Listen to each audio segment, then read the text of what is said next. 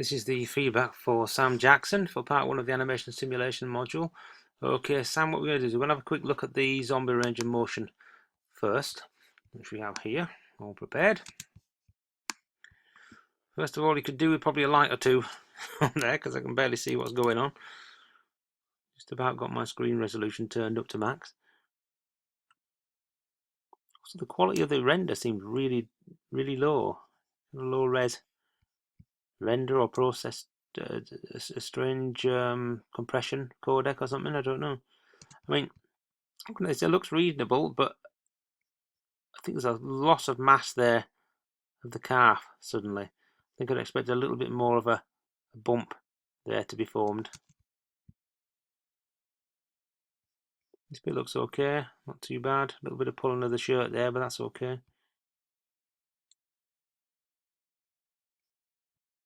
Yeah, that works too well. These creases are good because you're going to get a material crease there, so I don't really mind that. Shirt rotation looks good. Looks like you'd have pretty good edge flow around these, so that's tidy. Again, good stuff. Not too much crushing. Yeah, that looks excellent to me. Yeah, you've done a really good job of that. That's difficult, as you well know, having done it. Yeah, you've done a great job of that. The armpit area, and similarly on the top shoulder there should be like a little bump that comes down because remember your clavicle bone lifts up there. So I'd expect that. Bit of the shirt pulling as well, which is good. Shame we've got that because I think you could very easily iron that out. You could have fixed that, no trouble. Decent twist to the wrist, that's good. I think possibly we've lost a little bit of volume of the forearm here. Again, I'd probably just painted a few weights to pull those back out again, maybe blend them a little bit more. Okay, the wrist looks good.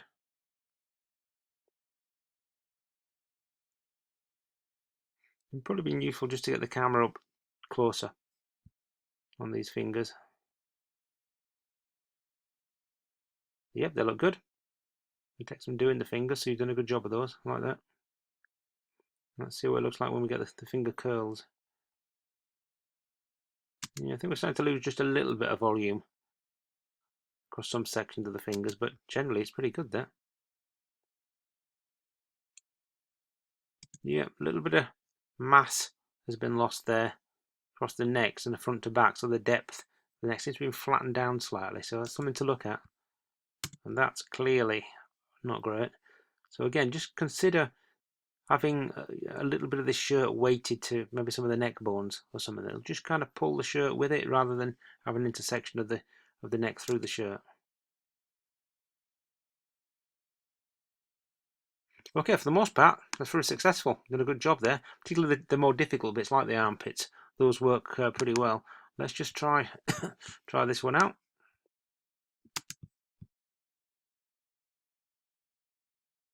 Pretty complex motion as well. Just have a little zoom of that.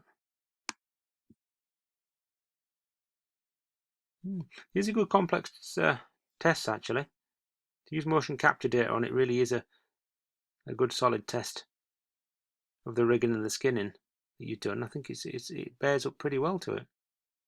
Of course, one of the things you don't really get, particularly with our motion capture system, is the finger movements. So you might want to just animate some of those in just for some of these tests, just to showcase that you've done those as well. But let's have a look at the next one. Just increase the size a touch, I don't go too far.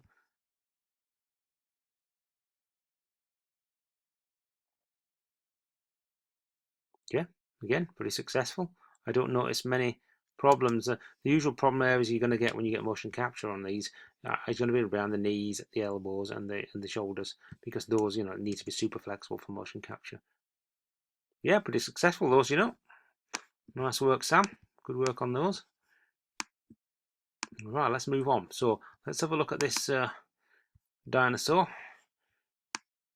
Interesting. I'm most of the way through marking these now, and not a single person has done the muscle rigging. Maybe that's one for next year. Maybe we won't bother with that. We'll see. Anyway, right, let's go. Okay, it looks pretty good. Let's see that neck. Yeah. Okay. Couple of things I would point out. With the tail, I do like the fact that we do get some flex right to the tip, but consider the anatomical structure of this character. The bones are going to run all the way down the spine, continue down through the tail towards the end. So here, there's very little flesh, very little meat, muscle, not a lot of loose skin. Up here, there's much more muscle, much more loose skin. So this I'd expect to sway probably more than this. Whereas in yours, and most other people's I've seen, we get far more wobble here than we do perhaps down here. It's still good, you still get some. And similarly with the neck, whilst I think you've done a good job of it, let's have another look. Certainly some movement there. I think you could have exaggerated that slightly, because you've clearly got a flex that runs all the way up underneath the chin there and does run up here and does run slightly down there with some nice fall off. But we don't really get to see it full enough. We don't see enough of it. And I think another thing which would have helped you there is if you'd just left a couple of extra frames at the end of the animation of kind of no animation to the head, to the neck and so on, just to leave that flex wobbling a little bit longer. I think that would have really showcased it better, because I think it's just a little bit too rigid. It swings back into place a little bit too quickly for me, I think. But technically, it works very well. You've certainly done a good job of it. Right, so let's see what we've got here with the apes. So the ape bone render, just going to decrease the size a bit. Good four-way controller for the jaw. I'm glad you've done individual controllers for the two brows, because it just adds that level of flexibility. Now I think that pucker animation is very good actually. He's done a really good job of that. To say that this is a bone rig and is therefore more difficult to work with, I think that's a really good job. I will counter that slightly with some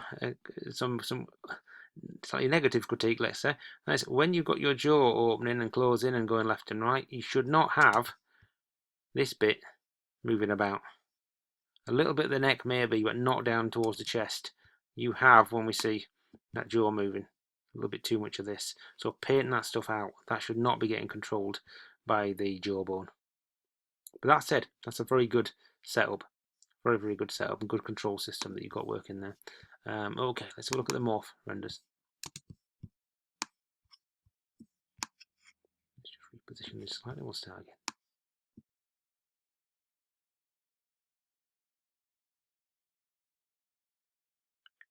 These seem pretty good. They seem to reasonably well reference realistic and anatomical sort of facial structure for such a creature.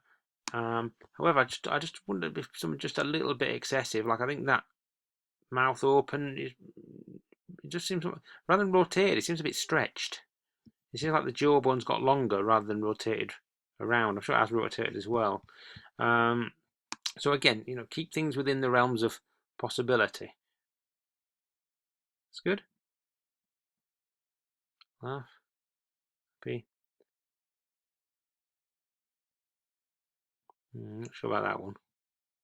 Kind of like the lips, but I'm not sure if it kind of works too well with the brows. I mean, that's actually a good example of one thing I would look at when you're putting something together, like a series of morph targets.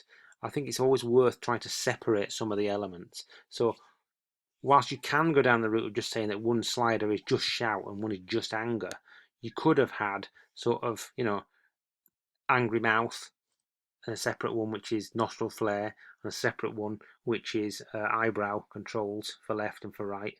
And then you could have varied the amount of each of those individual elements rather than just having one slider that does all of them, because then you kind of just fixed at having all or nothing, the eyebrows, the nostril, and the mouth.